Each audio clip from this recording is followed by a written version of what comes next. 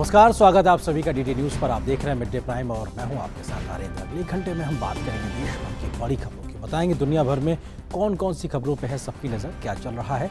खेल और अर्थ जगत में भी कुछ छलकियां होंगी, फिल्म, कला और संस्कृति से जुड़ी खबरों को। लेकिन सबसे पहले इस वक्त की हेडलाइंस पर डालते हैं नजर। कर्नाटक में विधानसभा चुनाव के लिए धुआंधार प्रचार जारी। प्रधानमंत्री मोदी आज राज्य में करेंगे ताबड़तोड़ रैलियां। वहीं जेपी नड्डा और अमित शाह भी करेंगे रोड शो। अन्य पार्टियों के नेता भी करेंगे कर्नाटक में जनसभाएं।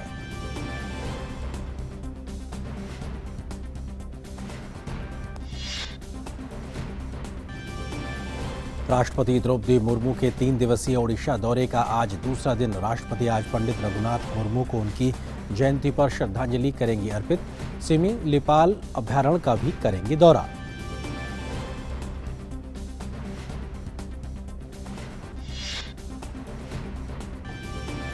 गोवा में शंघाई सहयोग संगठन एससीओ के विदेश मंत्रियों की बैठक जारी। विदेश मंत्री एस जयशंकर ने आतंकवाद पर लगाम लगाने को बताया सबसे बड़ी प्राथमिकता। कहा, सीमा पार आतंकवाद को नहीं किया जाएगा बर्दाश्त। आतंक की फंडिंग पर लगाम लगाने की भी कही बात।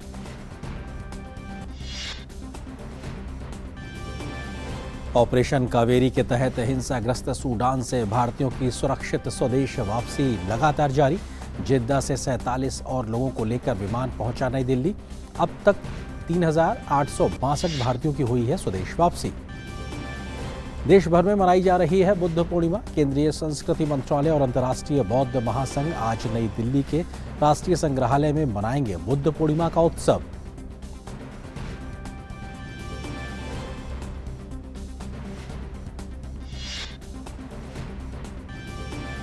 केंद्रीय युवा कार्य एवं खेल मंत्री अनुराग सिंह ठाकुर ने लखनऊ में खेलो इंडिया यूनिवर्सिटी गेम्स 2022 का लोगो, जर्सी, शुभंकर और एंथम का किया अनावरण। कहा, आने वाले समय में यूपी बनेगा सबसे अधिक पदक देने वाला प्रदेश। इंडियन प्रीमियर लीग में आज राजस्थान रॉयल्स और गुजरात टाइटंस होंगे आमने सामने। गुजरात जीत के साथ शीर्ष स्थान पर अपनी स्थिति को करेगी और मजबूत। वहीं राजस्थान की पटरी पर लौटने की होगी कोशिश। तो मिड डे प्राइम में हेडलाइंस के बाद में सबसे पहले नजर आज की बड़ी खबर से।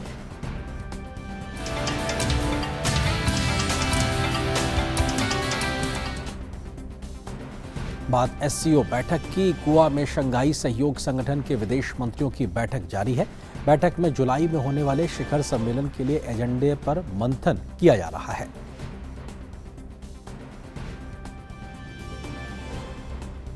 बैठक से पहले विदेश मंत्री डॉक्टर एस जयशंकर ने एससीओ के मंच पर चीन के विदेश मंत्री किन गैंग, किर्गिस्तान, कजाकिस्तान, ताजिकिस्तान और उज्बेकिस्तान के विदेश मंत्रियों के साथ रूस के विदेश मंत्री सरगेई लावरोव और पाकिस्तान के विदेश मंत्री बिलावल भुट्टो जरदारी का स्वागत किया। विदेश मंत्री ने एससीओ महासचिव झांग मिंग का भी स्वागत किया। वहीं बैठक में विदेश मंत्री डॉक्टर एस जयशंकर ने आतंकवाद का मुद्दा उठाया। विदेश मंत्री ने कहा, किसी भी तरह से आतंकवाद को रोकना जरूरी है। डॉक्टर एस जयशंकर ने कहा, आतंकवाद दुनिया के लिए बड़ा खतरा है। उन्होंने कहा कि आतंकवाद की फंडिंग पर भी लगाम लगाना चाहिए। While the world was engaged in facing COVID and its consequences, the menace of terrorism continues unabated. Taking our eyes off this menace would be detrimental to our security interests. We firmly believe that there can be no justification for terrorism and it must be stopped in all its forms and manifestations, including cross-border terrorism. The channel of finances for terrorist activities must be seized and blocked without distinction. Members need not be reminded that combating terrorism is one of the original mandates of the SCO. विदेश मंत्री doctor S Jaishankar ने अपने संबोधन के दौरान अफगानिस्तान का भी जिक्र किया। उन्होंने कहा कि हम अफगानिस्तान की मानवीय सहायता करने के लिए प्रतिबद्ध हैं। उन्होंने कहा कि साथ ही वह वहां के अल्पसंख्यकों, महिलाओं और बच्चों के अधिकारों के लिए भी संवेदनशील है और उनके साथ खड़े हुए हैं। The unfolding situation in Afghanistan remains at the center of our attention. Our efforts should be directed towards the welfare of the Afghan people. Our immediate priorities include providing humanitarian assistance, ensuring a truly inclusive and representative government, combating terrorism and drug trafficking, and preserving the rights of women, children, and minorities. Doctor Ajay Shankar ने कहा कि SCO में सुधार और आधुनिकीकरण की प्रक्रिया शुरू हो गई है। उन्होंने अंग्रेजी को एससीओ की तीसरी आधिकारिक भाषा बनाने का प्रस्ताव भी रखा। उन्होंने इस पर सदस्यों की स्वीकृति मांगी है। SCO is in its third decade of existence, and this is an opportune time for its reform and modernization to keep the organization relevant in a rapidly transforming world. I am pleased to note that the discussions on the issues of reform and modernization of the organization have already commenced. I assure you that India will extend its constructive and active support for this process. I also seek the support of Member States for the long-standing demand of India to make English as the third official language of the organization. This will enable a deeper engagement with English-speaking Member States.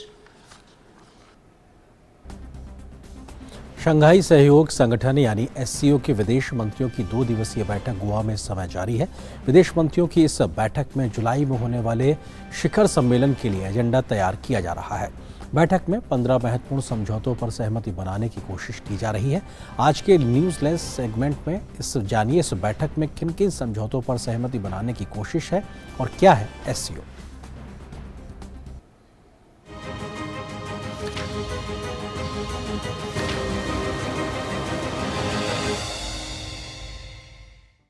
Shanghai सहयोग संगठन यानी SCO के विदेश मंत्रियों की 2 दिवसीय बैठक गोवा में जारी है।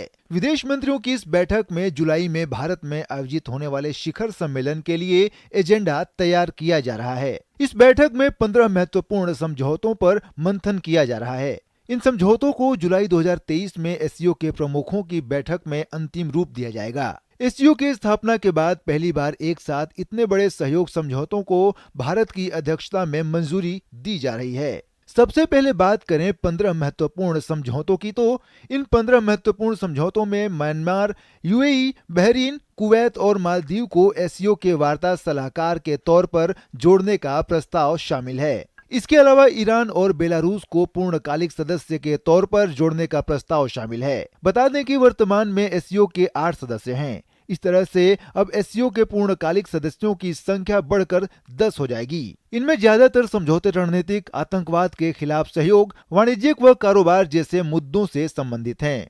अगर बात करें क्या है शंघाई सहयोग संगठन, तो बता दें कि एससीओ एक स्थायी अंतर सरकारी अंतर्राष्ट्रीय संगठन है। इस संगठन की स्थापना 15 जून 2001 को शंघाई में की गई थी। वर्ष 2001 में एससीओ के गठन से पहले कजाकिस्तान, तजाकिस्तान, किर्गिस्तान, चीन और रूस शंघाई 5 के सदस्य थे। वर्ष 2001 में इस संगठन में उज्बेकिस्तान के शामिल होने के बाद शंघाई 5 का नाम बदलकर एससीओ कर दिया गया। वर्ष 2017 में भारत और पाकिस्तान इसके सदस्य बने। एससीओ के 8 देश विश्व की 42% जनसंख्या का प्रतिनिधित्व करते हैं और विश्व जीडीपी में एससीओ देशों का 30% योगदान है। गौरतलब है कि बतौर अध्यक्ष भारत ने पिछले कुछ महीनों में कई बैठकों का आयोजन किया है। इसमें 15 मंत्री स्तरीय बैठकें हैं, जिसमें इन देशों के वित्त, रक्षा, पर्यटन, राजमार्ग, ऊर्जा जैसे महत्वपूर्ण मंत्रियों ने हिस्सा लिया है। जुलाई में होने वाली शिखर बैठक पीएम नरेंद्र मोदी की अध्यक्षता में होगी, जिसमें एससीओ देशों के राष्ट्राध्यक्ष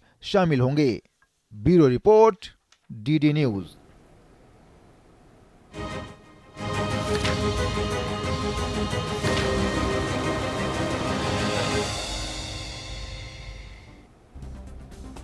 आगे बढ़ते देखते हैं इस वक्त कुछ और ताज़ा तरीन खबरें क्या हैं।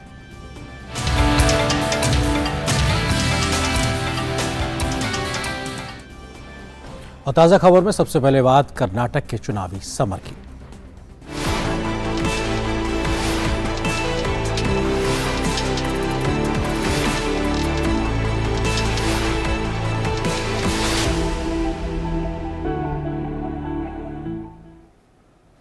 कर्नाटक विधानसभा चुनाव के लिए प्रचार दिन ब दिन तेजी पकड़ता जा रहा है। मतदान की तारीख जैसे जैसे नजदीक आ रही है, वैसे ही चुनाव प्रचार और तेज होता दिखाई पड़ रहा है।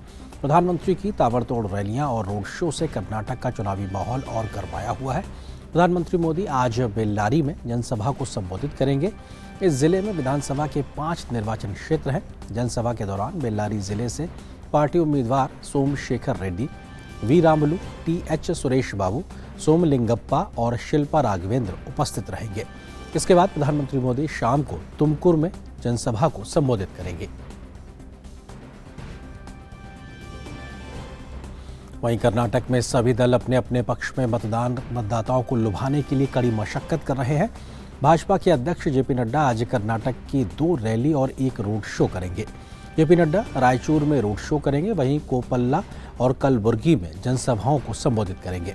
कर्नाटक में प्रचार के लिए भाजपा ने अपनी पूरी ताकत झोंक रखी है। उधर भाजपा के वरिष्ठ नेता अमित शाह आज कर्नाटक के रायचूर में 2 जनसभाएं करेंगे। वहीं शाम को अमित शाह कोप्पल में भी एक चुनावी रैली को संबोधित करेंगे।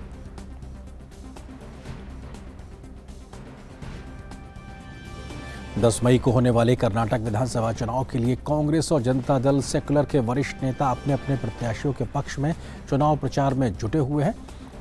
प्रियंका गांधी भी चुनाव प्रचार में जोर शोर से मैदान में उतरी हुई हैं। कांग्रेस के राष्ट्रीय अध्यक्ष मल्लिकार्जुन खड़गे और प्रदेश अध्यक्ष डी.के. शिव कुमार पार्टी प्रत्याशियों के लिए जनसभाएं कर रहे हैं। जनता दल सेकुलर के लिए उनके शीर्ष नेता देवेगौड़ा भी प्रचार अभियान का नेतृत्व कर रहे हैं। इसके अलावा आम आदमी पार्टी सहित कई अन्य क्षेत्रीय दल और निर्दलीय प्रत्याशियों के कार्यकर्ता भी राज्य भर में जनता से समर्थन देने की अपील कर रहे हैं। और कर्नाटक के रण में क्या है, आज खास इस पर अधिक बातचीत करने के लिए हमारे सहयोगी संवाददाता शैलेंद्र मिश्र इस वक्त मैसूरू से हमारे साथ में जुड़ रहे हैं।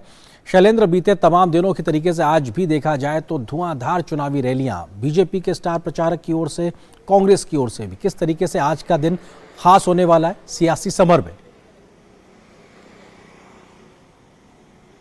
देखिए, बीजेपी के सबसे बड़े स्टार प्रचारक प्रधानमंत्री नरेंद्र मोदी की आज 2 चुनावी जनसभाएं हो रही हैं और कल एक बड़ा रोड शो बेंगलुरु में प्रस्तावित है और हम देख रहे हैं कि उसकी बड़ी तैयारी भारतीय जनता पार्टी के जो कार्यकर्ता हैं वो कर रहे हैं। और बहुत चर्चा है कि जो इससे पहले रोड शो हुए बेंगलुरु में या मैसूर में या फिर कलबुर्गी में, उससे जो फीडबैक मिला है वो उससे बीजेपी बहुत उत्साहित है।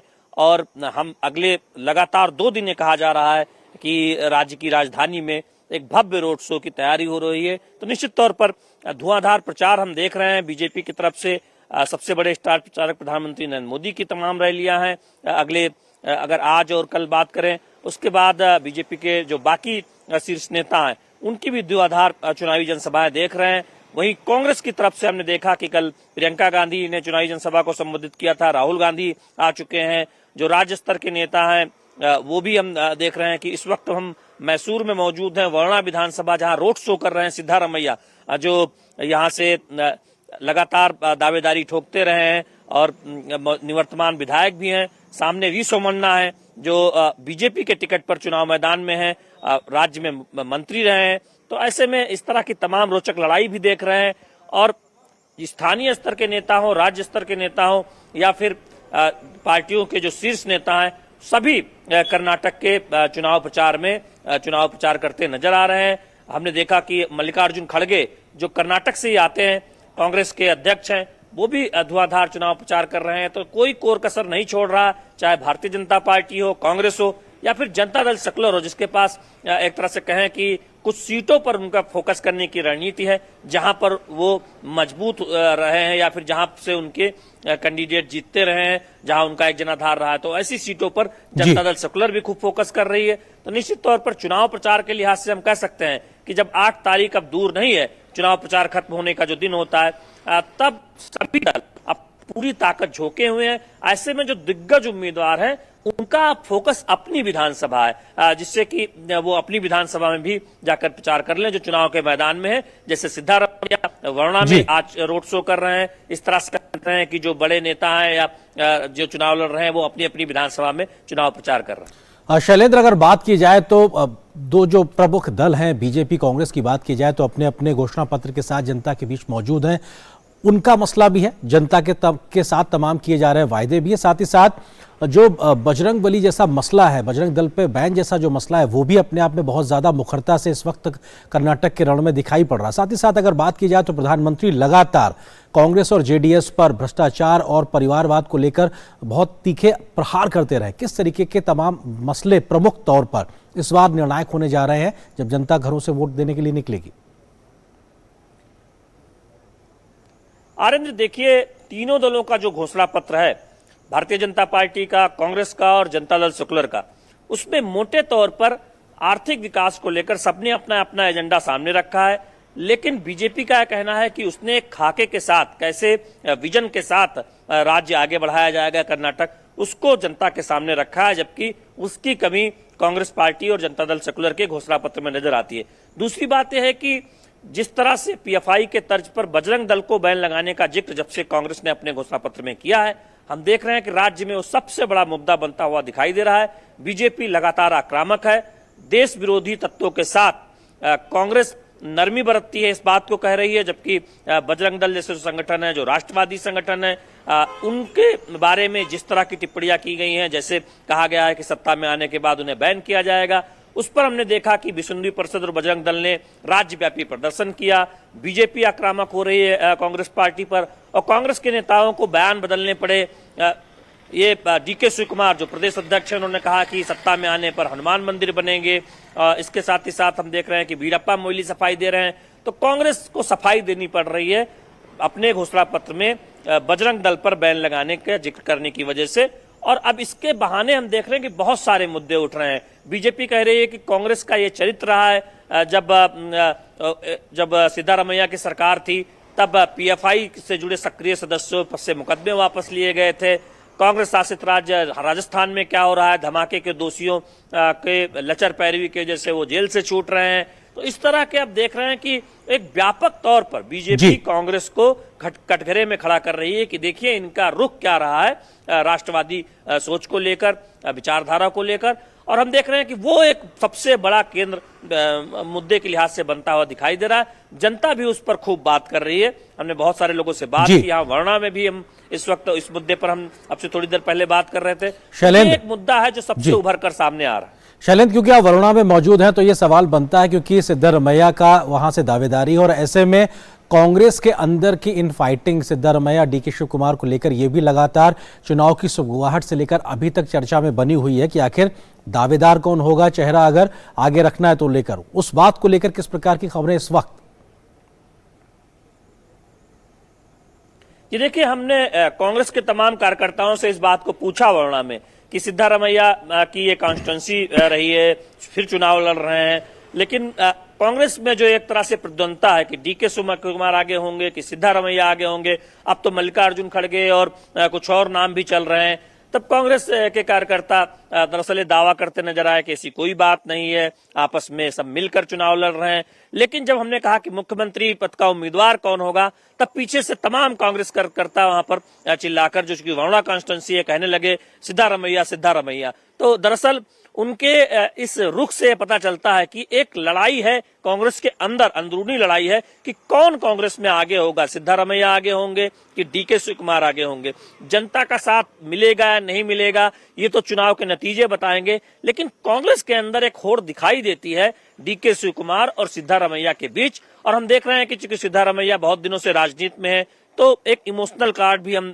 वो खेलते हुए नजर आ रहे हैं। उनके जो समर्थक हैं वरुणा में और कांग्रेस के अंदर भी जो एक गुट है वो उनको आगे करने की कोशिश नजर आ रहा है। लेकिन अहम बात यह है कि जो खबरें आ रही हैं वो इस बात को लेकर कि वरुणा में इस बार जो लड़ाई है वो बहुत दिलचस्प है, क्योंकि बीजेपी ने अपने राज्य के मंत्री को चुनाव मैदान में उतारा है। वी सोमण्णा काफी कोशिश कर रहे हैं, बीजेपी के बड़े नेताओं की यहाँ पर जनसभाएं हुई है। तो दरअसल यहाँ की लड़ाई बहुत रोचक हो गई है। तो ऐसे में सभी की निगाहें होंगी इस विधानसभा सीट पर, क्योंकि इससे पहले हमने देखा कि 3 बार सिद्धारमैया से चुनाव जीत चुके हैं, लेकिन इस बार इस सीट पर एक रोचक लड़ाई की स्थिति बनती हुई दिखाई दे रही है। तो कांग्रेस के अंदर जो अंदरूनी लड़ाई है सिद्धरामैया और डीके शिवकुमार के बीच, वो भले ही सामने आकर कांग्रेस के नेता नहीं स्वीकार करते, लेकिन जब कार्यकर्ताओं में बात कीजिए तो एक तरह से गुट बटे नजर आते हैं, गुट बने नजर आते हैं। डीके शिवकुमार का गुट अलग है, सिद्धरामैया का गुट अलग है।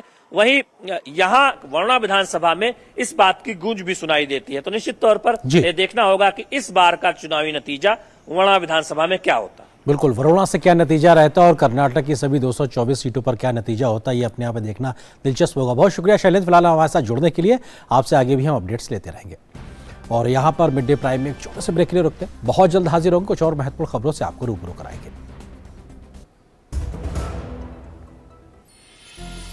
फसल का कण-कण पोषण पाए, नैनो यूरिया की रिमझिम फुहारें जब उर्वरता बरसाएं। आविष्कारी नैनो तकनीक से भारत में बना दुनिया का पहला nano urea liquid. Nano urea की आधा लीटर बोतल किसान की एक बोरी यूरिया की जरूरत को पूरा करेगी। कितना खर्चा कम हो जाएगा ट्रांसपोर्टेशन का, बाकी सब चीजों का। छोटे किसानों के लिए ये कितना बड़ा संबल है। नैनो यूरिया लिक्विड को देश भर के किसानों ने दानेदार यूरिया से हर तरह से बेहतर पाया है। यह फसल को देता है बेहतर पोषण और मिट्टी पानी का घटाता है प्रदूषण। नैनो यूरिया लिक्विड आपके नजदीकी प्रधानमंत्री कृषि समृद्धि केंद्रों, सहकारी समितियों एवं खाद्य विक्रेताओं के पास उपलब्ध है।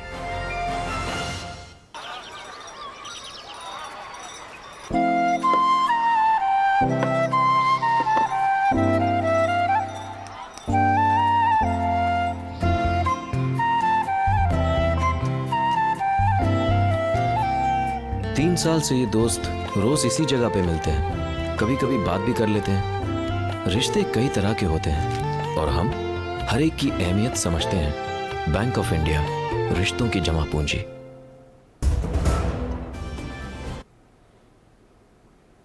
और इस छोटे से ब्रेक के बाद मिड डे प्राइम में अब नजर डालते हैं इस वक्त कुछ और राष्ट्रीय महत्व की खबरों पर।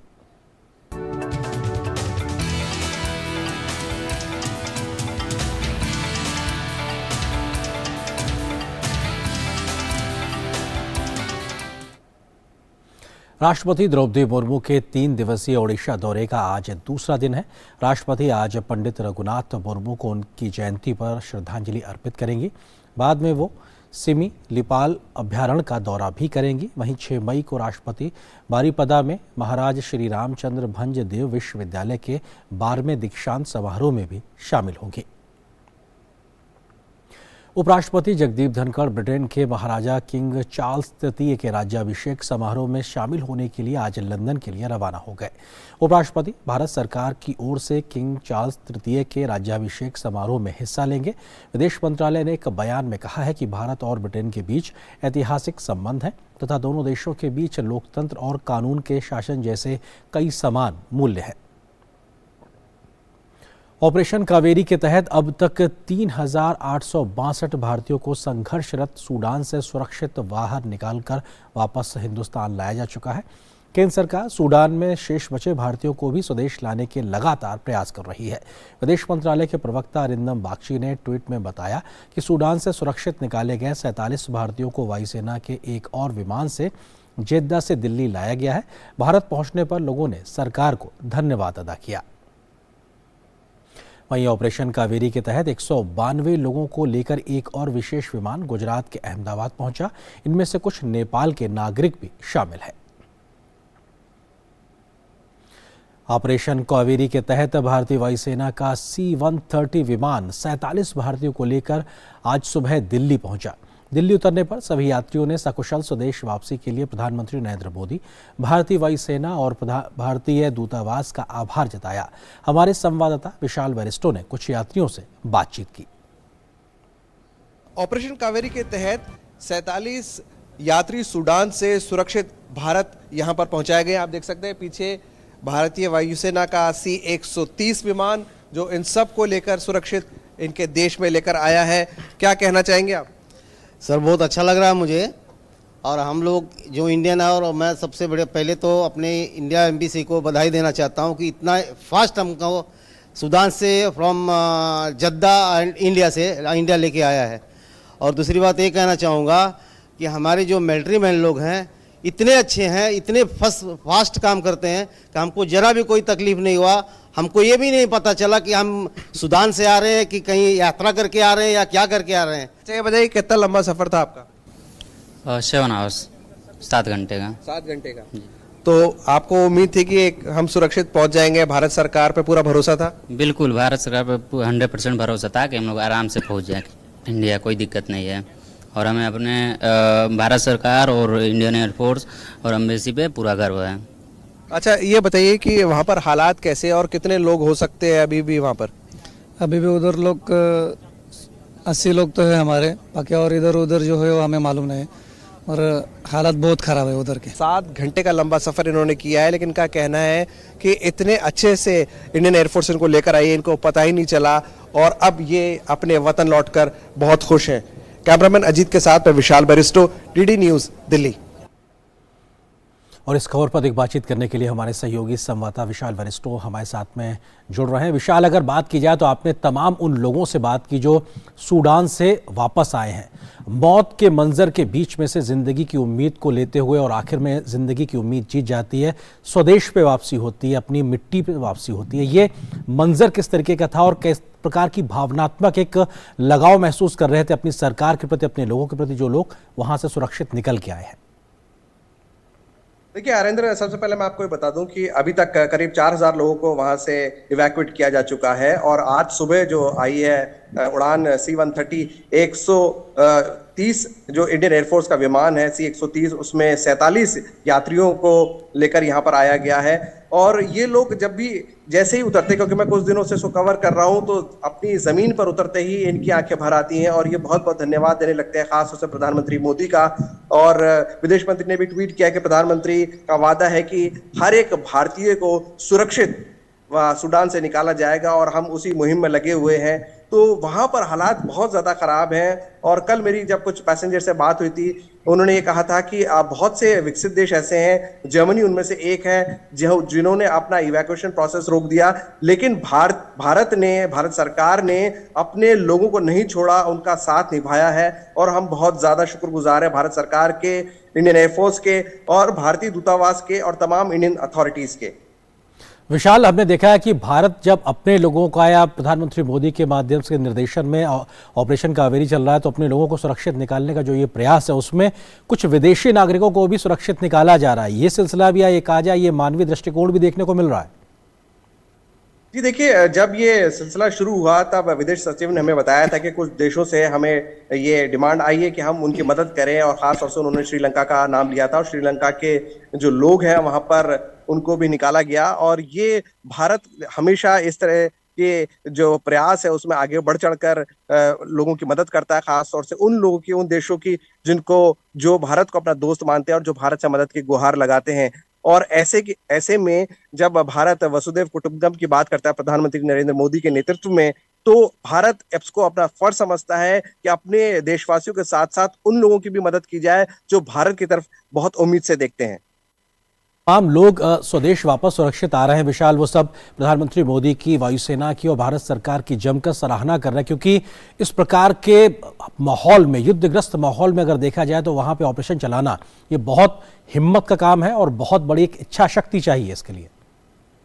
बिल्कुल ठीक कहा हरेंद्र आपने, हिम्मत का काम है, इच्छा शक्ति चाहिए और खास तौर से हमें अपनी डिप्लोमेसी पर भी पूरा भरोसा होना चाहिए, क्योंकि वहां पर जो लड़ाई हो रही है वो आर्मी और पैरामिलिट्री फोर्सेस के बीच हो रही है। तो जबरदस्त जंग होती है, एसएएफ और आरएएफ दोनों से भारत सरकार संपर्क बनाए हुए है। और जब ये पूछा जाता है कि आप कहाँ से हैं, तो जब उनको बताते हैं कि हम भारत से हैं, तो उन पर हमला नहीं किया जाता। और अभी तक जितनी भी रिपोर्ट्स आई है उसमें यह है कि सबसे पहले उनको पोर्ट सूडान तक लाया जाता है, जो कि 800 से ज्यादा किलोमीटर का सफर है, और उसके बाद उन्हें जद्दा के जरिए रिपोर्ट करके यहाँ पर लाया जाता है। तो सऊदी अरब, मिस्र, जर्मनी और यूएई, इन तमाम सरकारों से फ्रांस सहित भारत संपर्क बनाए हुए है ताकि इवैक्यूएशन प्रोसेस के अंदर भी मदद हो, साथ ही जो लड़ाई वहां पर चल रही है वहां पर भी भारतीयों को कोई नुकसान ना पहुंचाया जाए।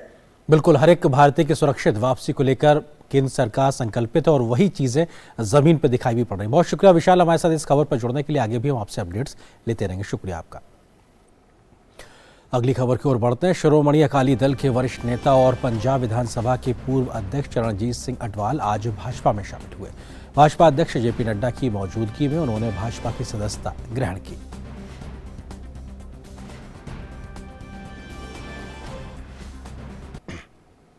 मेरे बड़े बेटे इंद्रपाल सिंह अटवाल को मोदी जी ने, पार्टी ने, भारतीय जनता पार्टी ने उनको जलंधर की सीट के लिए कैंडिडेट भी सिलेक्ट कर लिया। तो इसलिए मेरा मॉरली बनता था कि मैं अपनी पार्टी से 65 इयर्स के बाद मैं इस्तीफा दे दूं। लेकिन आज मैंने भारतीय जनता पार्टी को ज्वाइन कर लिया।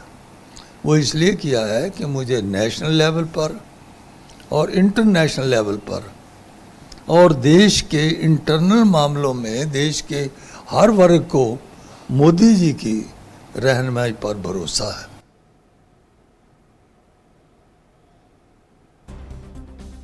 उत्तर प्रदेश विधान परिषद की 2 रिक्त सीटों पर उपचुनाव 29 मई को कराए जाएंगे। निर्वाचन आयोग ने बताया है कि आगामी 11 मई को अधिसूचना जारी की जाएगी और 18 मई तक नामांकन दाखिल किए जा सकते हैं। मतगणना 29 मई को होगी।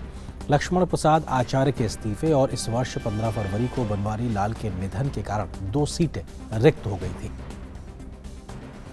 केंद्रीय सूचना एवं प्रसारण मंत्री अनुराग सिंह ठाकुर ने उत्तर प्रदेश नगर निकाय चुनाव में भाजपा की जीत का दावा किया है। उन्होंने कहा कि जनता अपना पूरा समर्थन भाजपा को देने के लिए तैयार नजर आ रही है। अब तो पूरे देश में मोदी योगी जी की सरकार की धूम है, तो उत्तर प्रदेश के निकाय चुनाव में तो जनता पूरा समर्थन मोदी जी और योगी जी को देंगे, क्योंकि यहाँ पर सोच ईमानदार और काम दमदार, इसी बलबूते पर काम चल रहा है।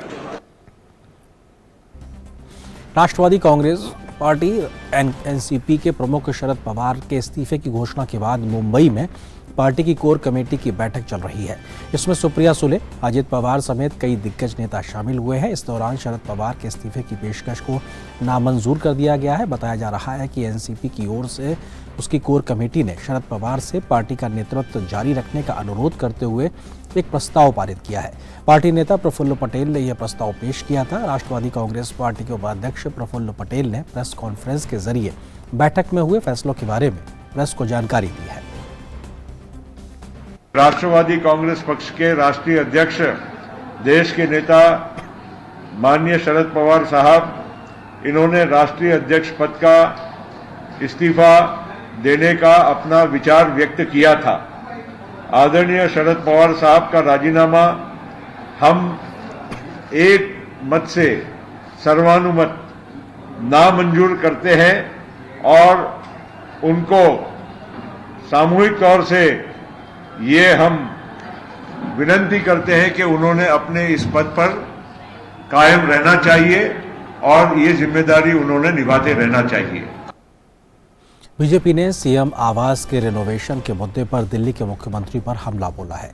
बीजेपी ने केजरीवाल के सरकारी आवास की तुलना तानाशाह सद्दाम हुसैन और किम जोंग उन से की है। बीजेपी ने केजरीवाल पर तानाशाही करने और रिमोट कंट्रोल से चीजों को नियंत्रित करने का आरोप लगाया है।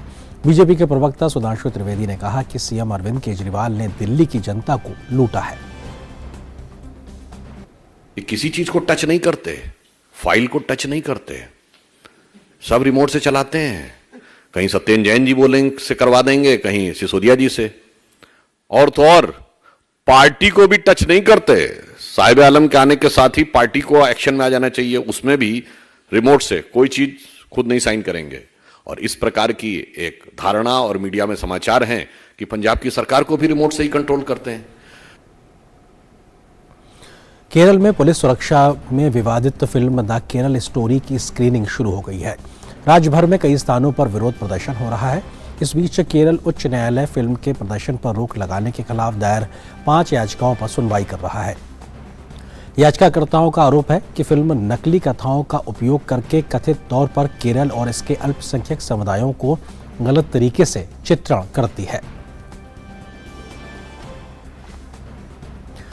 जम्मू संभाग के राजौरी में सुरक्षा बलों और आतंकवादियों के बीच मुठभेड़ जारी है। सेना और सीआरपीएफ की एक संयुक्त टीम ने क्षेत्र में आतंकवादियों की मौजूदगी के बारे में विशेष सूचना पर तलाशी अभियान चलाया था। इस दौरान जैसे ही संयुक्त टीम संदिग्ध स्थान पर पहुंची तो वहां छिपे आतंकवादियों ने जवानों पर गोलीबारी शुरू कर दी। जवाबी कार्रवाई करते हुए सेना भी आतंकवादियों का मुंहतोड़ जवाब दे रही है।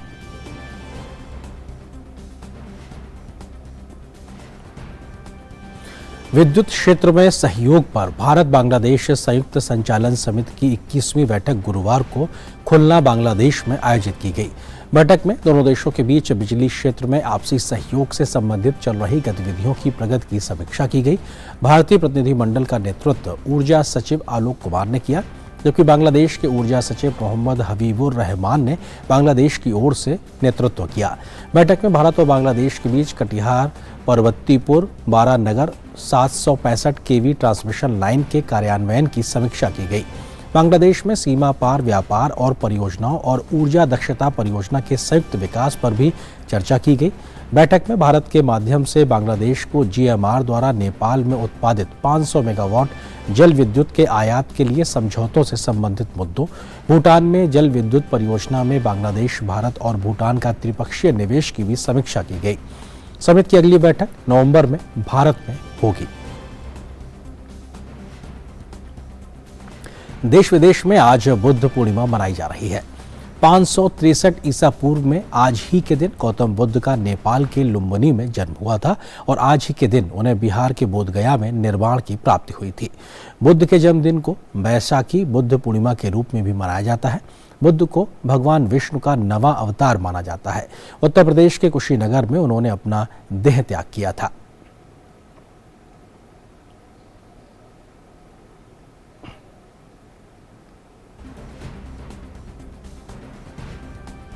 भगवान बुद्ध के 2567वें जयंती समारोह की शुरुआत बोधगया में सुबह शोभा यात्रा के साथ हुई। यह यात्रा भगवान बुद्ध के 80 फीट मूर्ति के महाबोधि मंदिर तक निकाली गई। देश के विभिन्न राज्यों सहित कई देशों से आए हजारों की संख्या में बौद्ध श्रद्धालुओं ने शोभा यात्रा में हिस्सा लिया।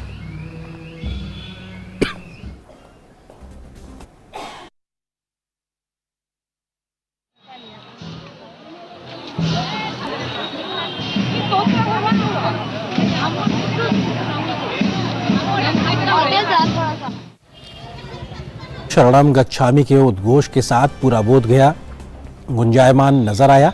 इस शोभा यात्रा कार्यक्रम का उद्घाटन BTMC सचिव सहित बौद्ध भिक्षुओं ने दीप प्रज्वलित कर किया। जयंती में भाग लेने के लिए देश के अलावा विभिन्न देशों के बौद्ध श्रद्धालु बोधगया पहुंच चुके हैं। BTMC के अगुवाई में पवित्र बोधि वृक्ष के नीचे बौद्ध श्रद्धालु विश्व शांति के लिए प्रार्थना कर रहे हैं। पवित्र बोधि वृक्ष की छांव में बौद्ध भिक्षुओं द्वारा पंचशील सूक्त पाठ व भगवान बुद्ध की पूजा की गई। बोधि वृक्ष के नीचे विशेष प्रार्थना भी आयोजित की गई। केंद्रीय संस्कृति मंत्रालय और अंतर्राष्ट्रीय बौद्ध महासंघ आज नई दिल्ली के राष्ट्रीय संग्रहालय में बुद्ध पूर्णिमा का उत्सव मनाएगा। इस अवसर पर विभिन्न स्वायत्त बौद्ध संगठन और संस्कृति मंत्रालय के तहत अनुदान प्राप्त संस्थान विभिन्न कार्यक्रम आयोजित करेंगे। संस्कृति मंत्रालय ने बताया कि लेह के पोलो ग्राउंड में भव्य कार्यक्रम आयोजित किया जा रहा है।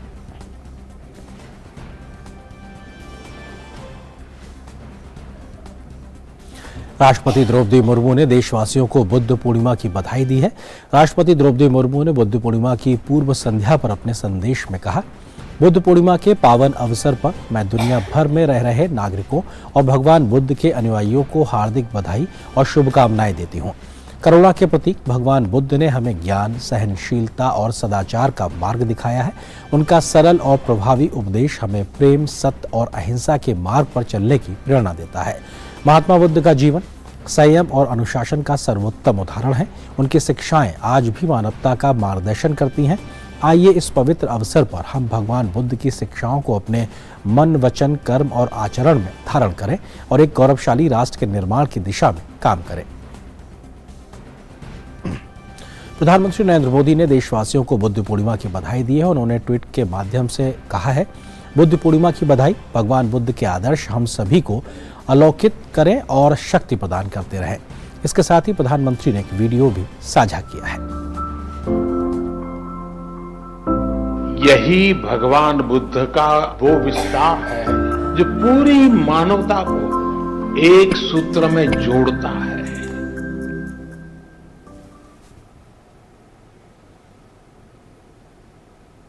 आगे बढ़कर एक बोध है। बुद्ध स्वरूप से आगे बढ़कर एक सोच है। बुद्ध चित्रण से आगे बढ़कर एक चेतना है और बुद्ध की ये चेतना चिरंतर है, निरंतर है।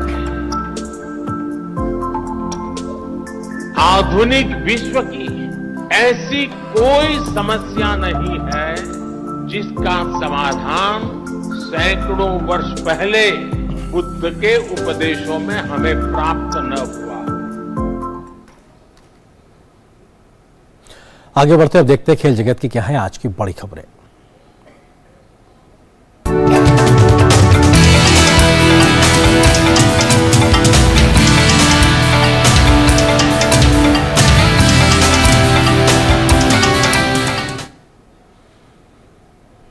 और खेल प्राइम की खबरों को लेकर मेरे साथ मौजूद है मेरी सहयोगी सुचित्रा। सुचित्रा, क्या कुछ बड़ी खबर अगर खेल के मैदान की बात की जाए तो?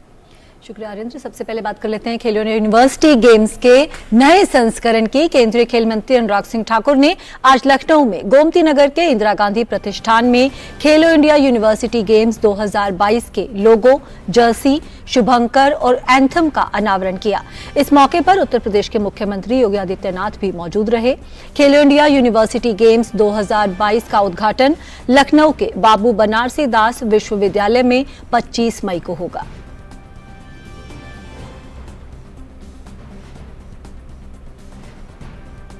युवा कार्य एवं खेल मंत्री अनुराग सिंह ठाकुर ने आज लखनऊ के इंदिरा गांधी प्रतिष्ठान में खेलो इंडिया यूनिवर्सिटी गेम्स 2022 का लोगो, जर्सी, शुभंकर और एंथम का अनावरण किया।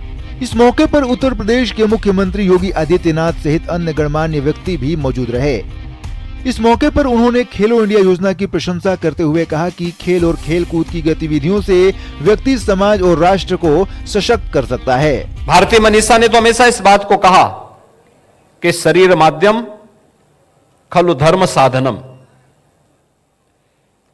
यानी धर्म के जितने भी साधन हैं वह स्वस्थ शरीर से ही संभव हो सकते हैं। खेलो इंडिया खेलो या फिट इंडिया मूवमेंट उसी श्रृंखला के हिस्से हैं। इस दौरान केंद्रीय खेल मंत्री ने कहा कि खेलो इंडिया का ये आयोजन आज तक का सबसे बड़ा आयोजन होगा। तीसरा संस्करण खेलो इंडिया यूनिवर्सिटी गेम्स का कहीं पर होने जा रहा है और आज तक का सबसे बड़ा आयोजन खेलो इंडिया यूनिवर्सिटी गेम्स का कहीं होगा तो उत्तर प्रदेश में होने जा रहा है। यह माननीय प्रधानमंत्री मोदी जी का भी प्रदेश है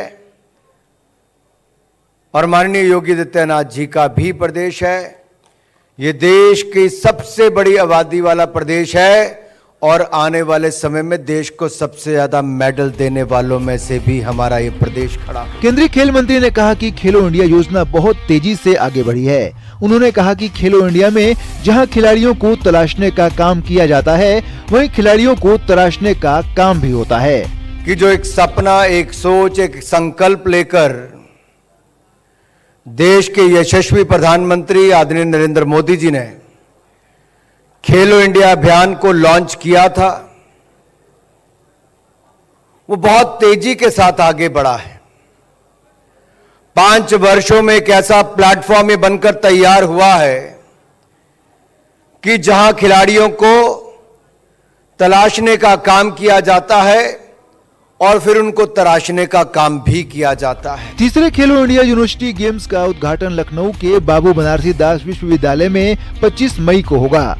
3 जून तक चलने वाले इस आयोजन में देश के 200 से अधिक विश्वविद्यालयों के 4700 से अधिक खिलाड़ी हिस्सा लेंगे। इस दौरान 21 स्पर्धाएं होंगी, जो विश्वविद्यालय खेलों के इतिहास में सबसे अधिक है। लखनऊ से रामेंद्र सिंह की report, DD news.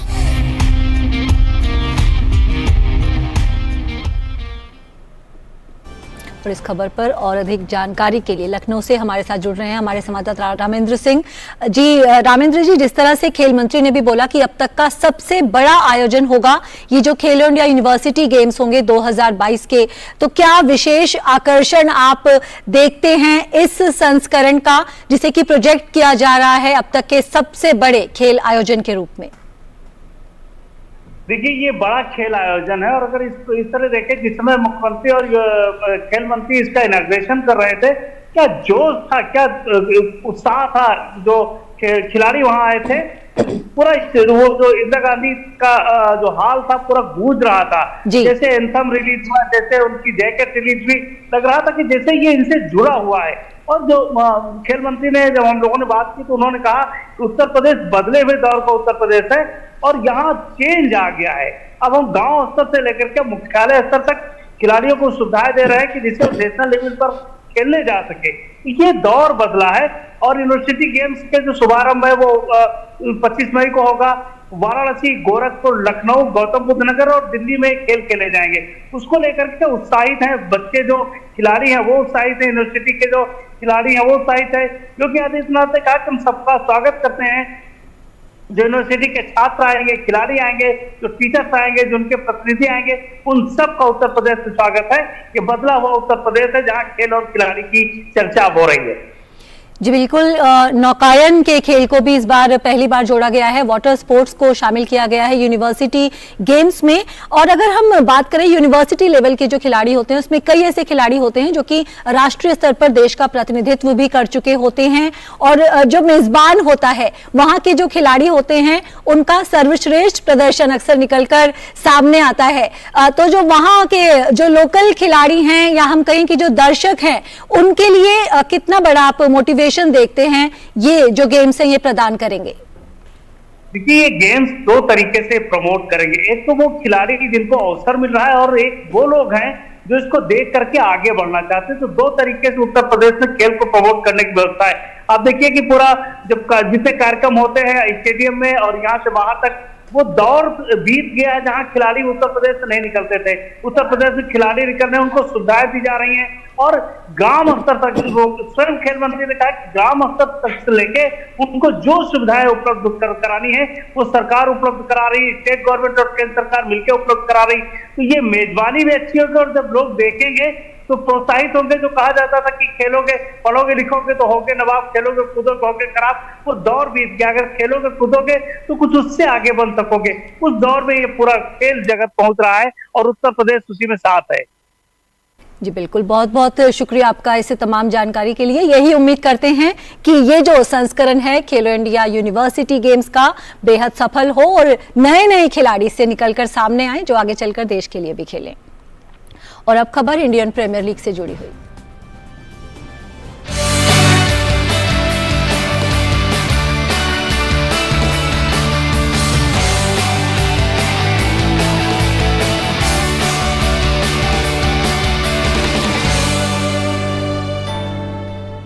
Indian premiere league में आज राजस्थान रॉयल्स और गुजरात टाइटंस आमने सामने होंगी। ये मुकाबला जयपुर में खेला जाएगा। मौजूदा सीजन में गुजरात टाइटंस का सफर शानदार रहा है। गुजरात की टीम 12 अंक के साथ अंक तालिका में शीर्ष पर बनी हुई है। हालांकि गुजरात टाइटंस को पिछले मुकाबले में दिल्ली कैपिटल्स के खिलाफ हार का सामना करना पड़ा था। वहीं राजस्थान रॉयल्स को भी पिछले मुकाबले में हार का मुंह देखना पड़ा था। टीम 10 अंक के साथ अंक तालिका में चौथे पायदान पर है। ऐसे में आज के इस मैच में गुजरात टाइटंस की टीम जीत के साथ शीर्ष पर अपनी स्थिति को मजबूत करना चाहेगी। वहीं राजस्थान रॉयल्स जीत की पटरी पर लौटने की कोशिश करेगी। बात कल खेले गए मैच की। सनराइजर्स हैदराबाद के खिलाफ खेले गए एक रोमांचक मुकाबले को कोलकाता नाइट राइडर्स ने 5 रन से अपने नाम किया। इस मैच में पहले बल्लेबाजी करने उतरी कोलकाता नाइट राइडर्स ने 9 विकेट के नुकसान पर 171 रन बनाए थे। कोलकाता के लिए रिंकू सिंह ने 46 रन और नीतीश राणा ने 42 रन की पारी खेली। लक्ष्य का पीछा करने उतरी सनराइजर्स हैदराबाद की टीम निर्धारित 20 ओवर में 8 विकेट खोकर 166 रन ही बना सकी। हैदराबाद के लिए एडन मार्करम ने 41, हेनरी क्लासेन ने 36 और अब्दुल समद ने 21 रन बनाए। केकेआर के लिए वैभव अरोड़ा और शार्दुल ठाकुर ने 2-2 विकेट चटकाए। तो खेल की खबरों में फिलहाल इतना ही। वापस चलते हैं आरेंद्र के पास। शुक्रिया सुचित्रा, इन तमाम खबरों को हमारे साथ साझा करने के लिए। और बात उन खबरों की दुनिया भर में सुर्खियां बनी हुई है।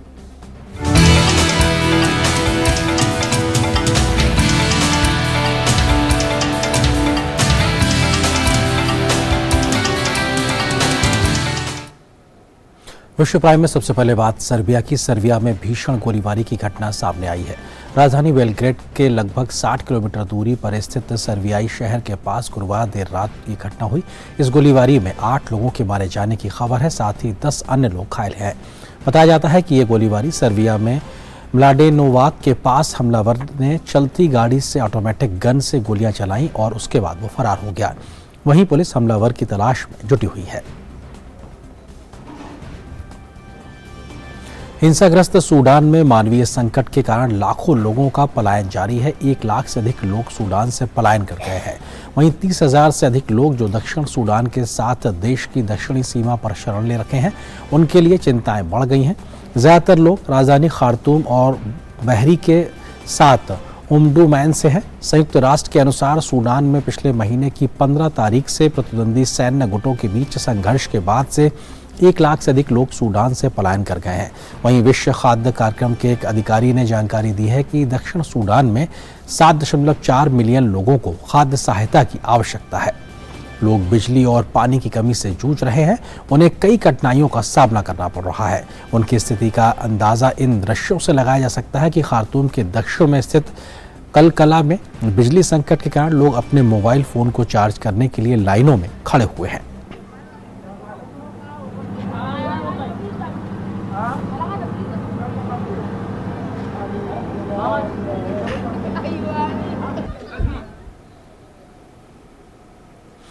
किंग चार्ल्स के राज्याभिषेक के लिए ब्रिटेन पूरी तरीके से तैयार है।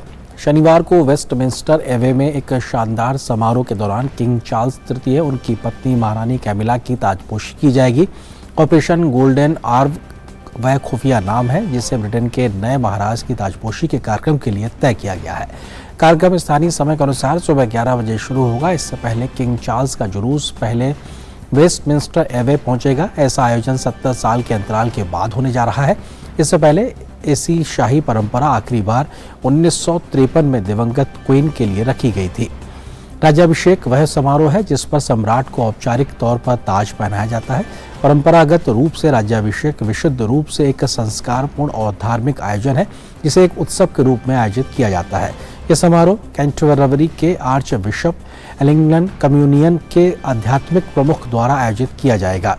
पिछले 900 वर्षों से राज्याभिषेक समारोह वेस्टमिंस्टर एवे में आयोजित होता है।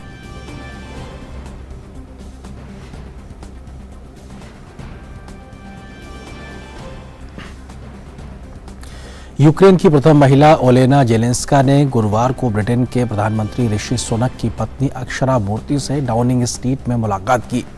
शनिवार को होने वाले किंग चार्ल्स के राज्याभिषेक से पहले प्रधानमंत्री के आवास के बाहर दोनों ने तस्वीरें खिंचवाईं। दोनों ने ब्रिटिश लाइब्रेरी का भी दौरा किया। यूक्रेन पर रूस के आक्रमण के बाद से जेलेंस्का की ब्रिटेन की यह दूसरी यात्रा है। अफ्रीकी देश रवांडा के पश्चिमी और उत्तरी प्रांतों में पिछले 2 दिनों में भीषण बारिश और बाढ़ ने भारी तबाही मचाई है। बाढ़ और भूस्खलन के कारण 130 लोगों से अधिक की मौत हो गई है, जबकि 5000 से अधिक घर तबाह हो गए हैं। जर्जर हो चुके इन घरों में रहने वाले लोगों के सुरक्षित स्थानों पर स्थानांतरित करने की जरूरत है। बाढ़ और भूस्खलन के कारण 77 लोग घायल हुए हैं। इनमें 66 का अस्पताल में इलाज चल रहा है। अभी भी कई लोग लापता बताए जा रहे हैं। प्रभावित इलाकों में राहत और बचाव कार्य जारी है। मलबों से दबे लोगों को निकालने का काम भी जारी है। इन खबरों के साथ फिलहाल मिड डे प्राइम के आज के अंक में बस इतना ही, लेकिन डीडी न्यूज पर खबरों का सफर लगातार जारी है। नमस्कार।